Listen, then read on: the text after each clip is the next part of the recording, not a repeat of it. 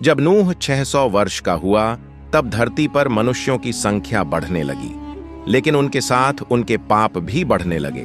लोग स्वार्थ, हिंसा और अन्याय में डूब गए थे। परमेश्वर ने देखा कि मनुष्य का हृदय दिन रात केवल बुराई की ओर झुका हुआ है। तब यहोवा को खेद हुआ कि उसने मनुष्य को बनाया और उसका मन दुखी हुआ। उत्पत्ति 6:6। इस अंधकार में एक नाम था, नूह। वह एक धर्मी, सच्चे और यहोवा से डरने वाले व्यक्ति थे। वे यहोवा की आज्ञाओं का पालन करते और न्याय का मार्ग चुनते थे। नूह यहोवा की दृष्टि में अनुग्रह पाता था।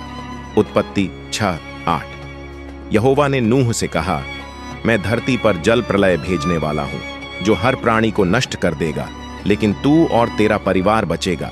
तू एक बड़ी नाव बना और उसमें हर जीव का नर मादा जोड़ियों में लेकर आना।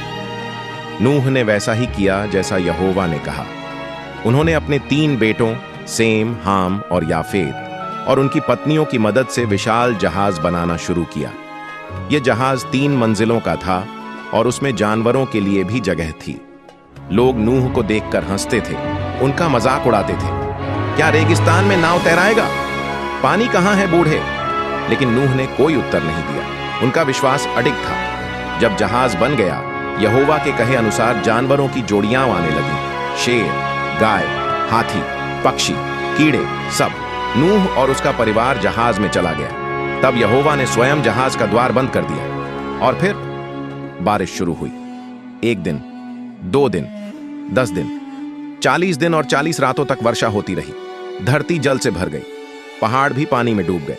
हर जीव जो जहाज के बाहर था नष्ट हो गया, लेकिन नूह और उनके साथ जो थे वे सुरक्षित थे। कई महीने बीत गए। जहाज पानी पर तैरता रहा। नूह ने एक कौवा छोड़ा, फिर एक कबूतर। जब कबूतर एक दिन जैतून की पत्ती लेकर लौटा, तब नूह समझ गया कि धरती सूख रही है। जल धीरे धीरे कम हुआ। जहाज अरारात पर्वत पर ठहरा। जब धरती सूखी, नूह, उसका परिवार और सारे जानवर बाहर आए। नूह ने वेदी बनाकर परमेश्वर को धन्यवाद दिया। यहोवा ने कहा, मैं फिर कभी जल से सारी पृथ्वी को नष्ट नहीं करूंगा। यह मेरी वाचा है। परमेश्वर ने आकाश में इंद्रधनुष रख दिया। यह वाचा का चिन्ह था। हर बार जब इंद्रधनुष दिखेगा, वह याद दिलाएगा कि परमेश्वर ने पृथ्वी को दया दी है। नूह की कहानी हमें सिखाती है, जब सारी दुनिया पाप में डूबी हो, तब भी एक सच्चे व्यक्ति का विश्वास संसार को बचा सकता है। परमेश्वर न्याय करते हैं, लेकिन वे दयालु भी हैं। जब हम उनकी आज्ञाओं का पालन करते हैं, तो वे हमें सुरक्षित रखते हैं।